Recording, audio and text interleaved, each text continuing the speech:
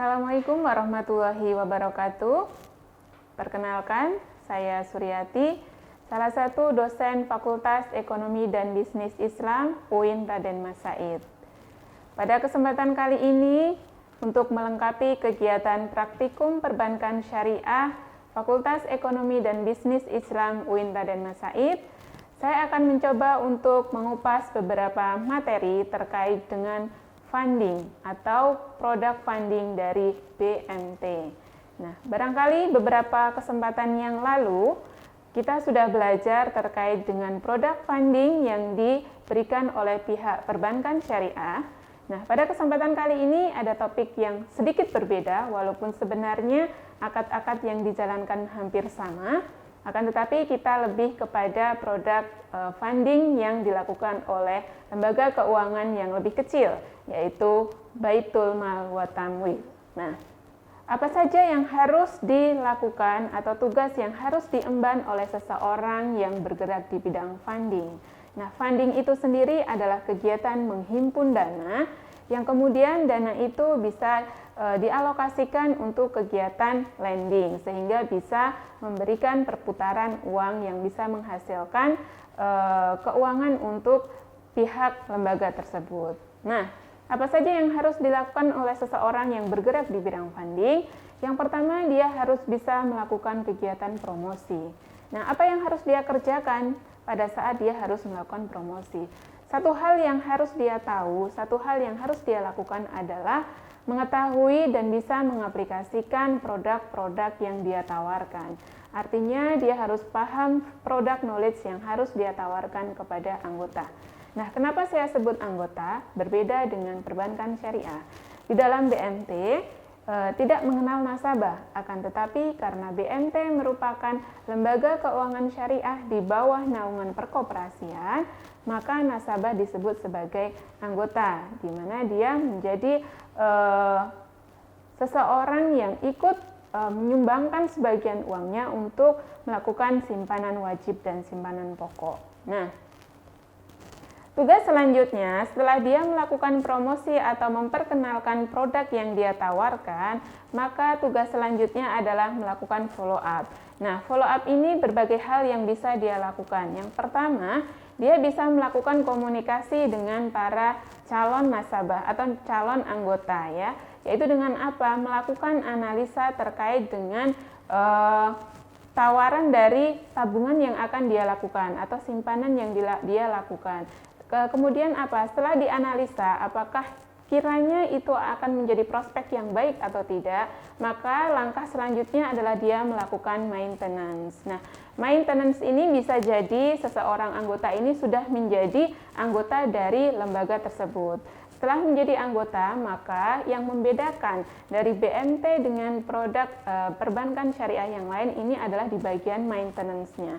Karena BMT ini skupnya masih terbilang cukup lebih kecil dibandingkan dengan perbankan syariah, maka biasanya di bagian maintenance ini mereka akan lebih detail atau mereka akan lebih menganggap bahwa anggota itu keluarga. Biasanya juga mereka akan bisa menjemput bola terkait dengan misalnya ada seseorang yang ingin melakukan tabungan, mereka rela untuk datang ke calon anggota tersebut untuk mengambil, ataupun dalam hal pencairan. Nah, karena di dalam BMT itu belum ada yang namanya mungkin ATM, maka mereka bisa melakukan kegiatan yang lebih masif dengan cara mendatangi secara langsung atau jemput bola. Nah, kemudian langkah terakhir yang dilakukan oleh seorang funding adalah mencapai target pribadi dan lembaga. Seseorang yang bergerak di bidang funding itu pasti akan diberikan target khusus oleh lembaga tersebut. Misalnya nominal yang harus dia capai dalam 1 bulan, kemudian apa yang harus dia lakukan terhadap anggota yang sudah ada, itu juga harus diperhatikan oleh seseorang yang bergerak di bidang funding. Nah, supaya kita lebih tahu produk apa saja yang terdapat di dalam lembaga keuangan syariah yaitu BMT, maka produk simpanan yang ada di dalam BMT itu adalah diantaranya nanti ada investasi berupa mudharabah maupun ada titipan atau wadiah. Akan tetapi Sebelum kita lanjut ke produk tersebut, alangkah lebih baiknya kalau kita memahami beberapa istilah penting di dalam BMT ya. Di antaranya, jangan sampai salah ketika kita mengucapkan anggota di dalam BMT. Jangan sampai kita menyebut kata nasabah, karena nasabah ini adalah untuk perbankan syariah, sedangkan BMT itu disebut sebagai anggota. Nasabah itu anggota. Kenapa? Karena kita menggunakan prinsip perkoperasian, sehingga seseorang yang menghimpun dana di BMT itu disebut sebagai anggota, yaitu keanggotaannya berupa simpanan pokok dan simpanan wajib. Kemudian yang kedua, tabungan juga merupakan sesuatu hal yang keliru untuk istilah BMT, akan tetapi yang benar adalah simpanan. Kemudian yang ketiga, tidak ada istilah bunga ya, tetapi yang ada adalah bagi hasil untuk produk simpanan. Karena kita tidak menggunakan prinsip-prinsip bunga, tetapi kita menggunakan sistem bagi hasil, yaitu adalah spare keuntungan antara mereka yang memberikan modal dan BMT yang mengelola modal. Kemudian yang keempat itu adalah tidak ada istilah denda, tetapi yang ada adalah uang prestasi ataupun penalti. Itu beberapa hal yang perlu kita ketahui terlebih dahulu sebelum kita masuk ke dalam produk-produk BMT. Oke, bisa saya perkenalkan di sini produknya, yaitu yang pertama adalah akad wadiah. Akad wadiah atau biasa diistilahkan dengan titipan. Kemudian yang kedua adalah akad mudharabah. Kalau akad mudharabah ini adalah akad yang menggunakan prinsip bagi hasil. Letak perbedaannya di mana? Kalau kita menggunakan akad wadiah, berarti simpanan yang kita berikan kepada BMT atau dana yang kita himpun di sana itu tidak akan mendapatkan bagi hasil dan juga tidak akan dikenai potongan setiap bulannya untuk zakat, infak, dan sodaqoh. Akan tetapi untuk akad mudharabah itu nanti kita akan mendapatkan bagi hasil. Selain itu kita juga akan mendapatkan potongan untuk zakat, infak, dan sodaqoh. Nah, di dalam akad mudharabah pun ada beberapa jenis lagi tergantung dari karakteristik masing-masing. Membuka simpanan investasi mudharabah, ada beberapa hal yang perlu dilakukan untuk mendaftar sebagai anggota. Yang pertama adalah mengisi form keanggotaan secara lengkap, kemudian menyerahkan fotokopi KTP, kemudian yang ketiga adalah membayar simpanan pokok sebesar Rp5.000. Nah, ini kebetulan yang simpanan pokok Rp5.000 ini adalah tergantung pada BMT masing-masing. Akan tetapi yang saya contohkan ini adalah BMT Amanah Ummah, yang mana BMT Amanah Ummah ini bekerja sama dengan Fakultas Ekonomi dan Bisnis Islam UIN Raden Masaid untuk membentuk satu unit bisnis, yaitu BMT juga yang disebut dengan BMT Mazaya. Gitu. Nah, ini adalah salah satu contoh bentuk form untuk menjadi anggota dari investasi mudharabah. Bisa diisi form tersebut, nanti juga akan ada bukti setoran simpanan pokoknya yang bernilai Rp5.000 ditandatangani oleh penerima, teller, dan anggotanya. Nah, kemudian secara lebih detail lagi terkait dengan simpanan, yang pertama tadi ada simpanan wadiah. Untuk bisa membuka rekening simpanan wadiah, ada beberapa ketentuan yang harus dipenuhi. Yang pertama, yang tadi melakukan pendaftaran menggunakan form yang sudah saya jelaskan tadi, kemudian mengisi form pembukaan rekening wadiah dengan menyerahkan fotokopinya, kemudian membuka dengan saldo minimal Rp10.000. Kebetulan saja ini untuk BMT yang saya contohkan tadi adalah Rp10.000 dan ini real ya. Tetapi untuk BMT yang lain mungkin punya kebijakan yang lain tergantung dari lembaga masing-masing. Selanjutnya, ketentuan dari simpanan wadiah ini juga tidak ada penerimaan bagi hasil ya, karena kita modelnya adalah titipan sehingga tidak ada penerimaan bagi hasil. Konsekuensinya karena tidak ada penerimaan bagi hasil, maka juga tidak akan ada potongan biaya apapun, termasuk dari potongan zakat, infak, sedekah. Kemudian pemilik rekening nanti akan berhak mendapatkan buku simpanan wadiah. Nah, sebenarnya simpanan wadiah ini segmentasinya untuk siapa sih? Segmentasinya adalah biasanya ini untuk para pekerja dan semua alokasi dana yang non-profit oriented, yaitu untuk dana-dana misalnya yang dana yang dikumpulkan untuk kegiatan sosial misalnya, yang dia tidak berbasis terhadap keuntungan atau tidak menginginkan keuntungan tertentu, maka bisa disimpan dalam bentuk simpanan wadiah gitu. Kemudian untuk simpanan mudharabah adalah ada simpanan mudharabah biasa ya. Kalau yang ini saya contohkan adalah simpanan mudharabah biasa. Prosedurnya hampir sama seperti wadiah di awal, yaitu mengisi form, kemudian menyerahkan KTP, dan selanjutnya adalah nisbah bagi hasilnya. Seperti apakah nisbah bagi hasilnya?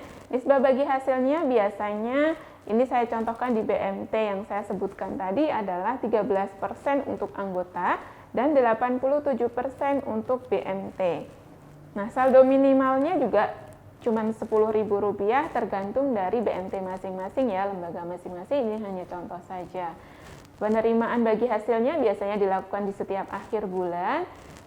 Tidak ada potongan biaya administrasi, tidak ada, tetapi dikenakan zakat infak sedekah sebesar 2,5%. 2,5% ini dari mana? Bukan dari nominal kita melakukan simpanan, tetapi dari nominal bagi hasil yang kita dapatkan. Jadi saya pikir ini tidak terlalu besar ya, 2,5% dari misal kita dapat bagi hasil sebulannya adalah Rp10.000, maka 2,5% dari Rp10.000. Ini menurut saya cukup kecil. Kemudian, nah, konsekuensi yang harus diterima oleh seorang anggota pada saat dia harus menutup rekeningnya di simpanan mudharabah itu adalah konsekuensinya dia harus membayar biaya tertentu. Dalam hal ini saya contohkan misal Rp5.000. Nah, simpanan mudharabah ini karena basisnya adalah ingin investasi, maka yang cocok segmentasi pasarnya ini biasanya untuk dana-dana pribadi ya, dana pribadi, dana perseorangan itu biasanya cocok menggunakan segmentasi ini. Dan simpanan rutin dari keuntungan usaha misalnya, ini juga sangat cocok digunakan pada simpanan mudharabah. Kemudian apalagi yang cocok segmentasi pasarnya, yaitu pada dana lembaga atau dana sekolah misalnya. Nah, kemudian apalagi simpanan yang biasa ada di BMT. Yang selanjutnya adalah simpanan mudharabah berjangka. Ini berbeda dengan simpanan mudharabah yang pertama. Kalau yang pertama itu boleh diambil sewaktu-waktu, kalau ini tidak boleh diambil sewaktu-waktu, harus sesuai dengan kesepakatan awalnya. Misalnya, kita akan mengalokasikan dana kita ke sebuah BMT dalam jangka waktu 1 bulan. Nah, kebetulan untuk di sini di BMT Amanah Ummah misalnya 1 bulan itu akan mendapat nisbah sebesar 40% untuk anggota, 60% untuk BMT-nya, untuk lembaganya. Nah, ini banyak ya nisbah yang bisa kita dapatkan dibandingkan dengan investasi mudharabah yang pertama tadi. Karena apa? Karena kita tidak bebas terhadap uang kita. Kita tidak boleh ambil sewaktu-waktu. Uang itu harus diserahkan dalam jangka waktu tertentu.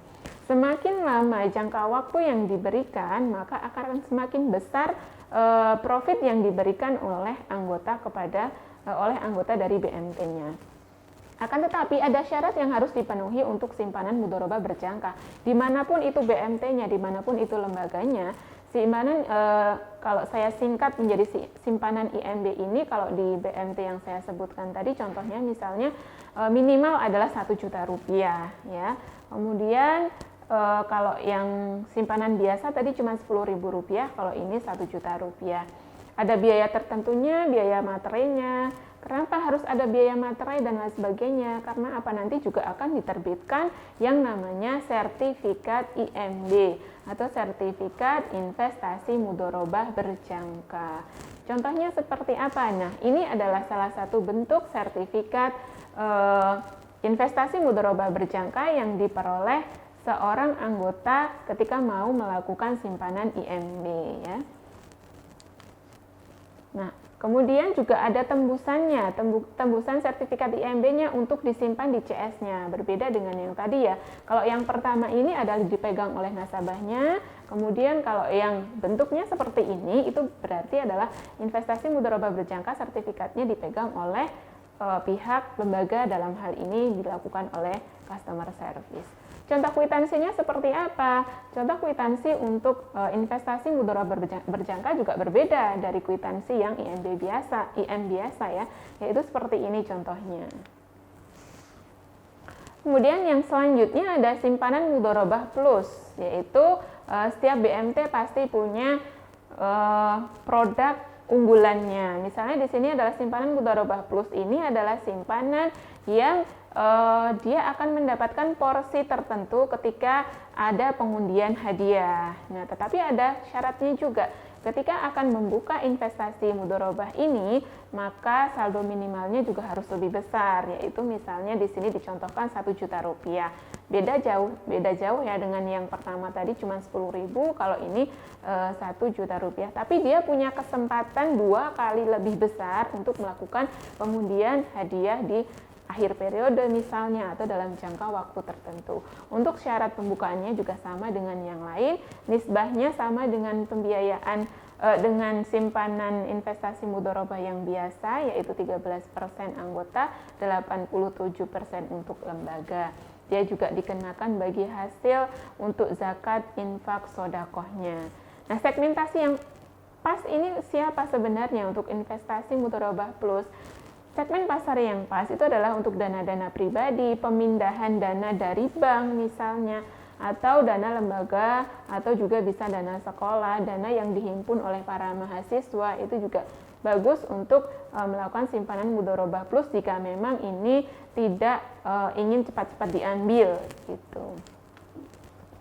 Kemudian yang kelima ada simpanan asyamil. Nah, simpanan asyamil ini merupakan jenis simpanan dengan setoran rutin tiap bulan, kemudian bisa diambil ketika sudah jatuh tempo tertentu. Nah, ini biasanya kalau mahasiswa mungkin dalam lingkup kelasnya ada iuran khusus yang iurannya itu ditetapkan 1 bulannya berapa misalnya, ini sangat cocok untuk dilakukan investasi dengan menggunakan platform ini ya, karena ini juga menggunakan jangka waktu bisa 1 tahun, 3 tahun, atau 6 tahun.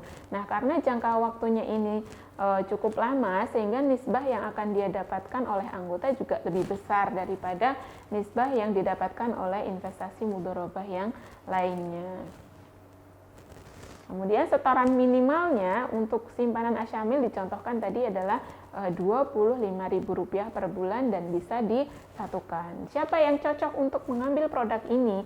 Yang cocok untuk mengambil platform ini adalah dana pribadi, kemudian bisa simpanan rutin dari anggota seperti guru, dosen, atau mahasiswa yang punya simpanan rutin di dalam kelas. Nah, itu bisa alokasikan dananya untuk melakukan simpanan asyamil atau yang disebut dengan SMS. Nah, selanjutnya BMT pun bisa melakukan funding dalam produk yang disebut dengan simpanan haji atau umroh. Nah, ini merupakan jenis simpanan yang ditujukan untuk membayar ongkos naik haji ataupun pelunasan haji dengan beberapa ketentuan. Tadi harus menjadi anggota dulu, kemudian mengisi form pembukaan rekening. Nah, nisbahnya ini agak sedikit berbeda dengan yang lain ya. Nisbahnya dicontohkan misalnya 25% untuk anggota, kemudian 75% untuk BMT. Nah, di dalam simpanan haji ini pembukaan rekening minimal itu harus ada. Contohnya adalah di sini Rp500.000, kemudian setoran berikutnya minimal Rp100.000. Nah, untuk pendaftaran haji melalui BMT harus bekerja sama dengan bank rekanan ya, karena ini berkaitan dengan nominal yang tidak sedikit untuk pemberangkatan haji. Nah, kemudian apabila akan tutup rekening, tetap dia harus dikenakan biaya sebesar contohnya Rp5.000. Siapa ini yang cocok bagi kalian yang sedang melakukan kegiatan funding? Ini adalah cocok target pasarnya ini adalah orang-orang yang akan melakukan simpanan haji atau umroh, yaitu dana-dana pribadi. Nah, kemudian bagi yang mungkin aktif di jamaah masjid bisa melakukan kolektif jamaah masjid untuk melakukan simpanan haji secara bersama-sama ya. Kemudian bisa juga kelompok kajian Islam atau bekerja sama dengan biro umroh atau ONH Plus ya. Ini juga bisa ditargetkan untuk kegiatan melakukan simpanan haji atau umroh. Kemudian yang selanjutnya adalah simpanan umroh. simpanan umroh hampir sama dengan simpanan haji, yang membedakan hanyalah nisbahnya saja. Kalau simpanan haji itu nisbahnya adalah tadi 25% untuk anggota, 75% untuk BMT. Kalau yang ini nisbahnya biasanya akan lebih kecil untuk anggota. Contohnya 20% untuk anggota dan 80% untuk BMT. Dan pembukaan rekening minimalnya dia lebih besar ya, lebih besar karena biasanya umroh ini jangka waktunya bisa lebih cepat sehingga rekening minimalnya harus lebih besar, yaitu contohnya adalah 1 juta rupiah. Kemudian setoran berikutnya bisa dibebaskan. Kalau yang haji setoran berikutnya itu adalah minimal 100.000 rupiah misalnya harus ditertibkan nominalnya supaya ketika sudah jatuh waktunya pemberangkatan haji biaya yang harus dipenuhi itu sudah sesuai. Kalau umroh bisa setiap saat gitu. Kemudian yang terakhir adalah simpanan kurban. Nah, simpanan kurban ini juga sesuatu hal yang sebenarnya cukup penting bagi kita, karena kalau sudah jatuh waktunya, tiba-tiba kita belum melakukan simpanan, kita juga akan merasa keberatan mungkin ya. Dengan cara ini mungkin kita akan lebih ringan ketika akan melakukan ibadah kurban. Nah, ini merupakan jenis simpanan yang ditujukan untuk pengadaan hewan kurban dan nisbahnya hampir sama dengan IM biasa, yaitu 13% untuk anggota misalnya, 87% untuk BMT dengan saldo minimalnya adalah 100.000 rupiah. Nah, pada prinsipnya ini hampir sama, tetapi ini tidak boleh diambil sewaktu-waktu. Ini hanya boleh diambil ketika tujuan yang ingin kita lakukan itu sudah sampai pada waktunya, misalnya sudah sampai Idul Adha dan lain sebagainya. Nah, itu tadi terkait dengan produk funding yang ada di BMT, mungkin agak sedikit berbeda dengan perbankan syariah karakteristiknya. Mudah-mudahan ini bermanfaat untuk kegiatan praktikum perbankan syariah di FEBI UIN Raden Masaid. Apabila ada kesalahan mohon maaf. Wabillahi taufik wal hidayah. Wassalamualaikum warahmatullahi wabarakatuh.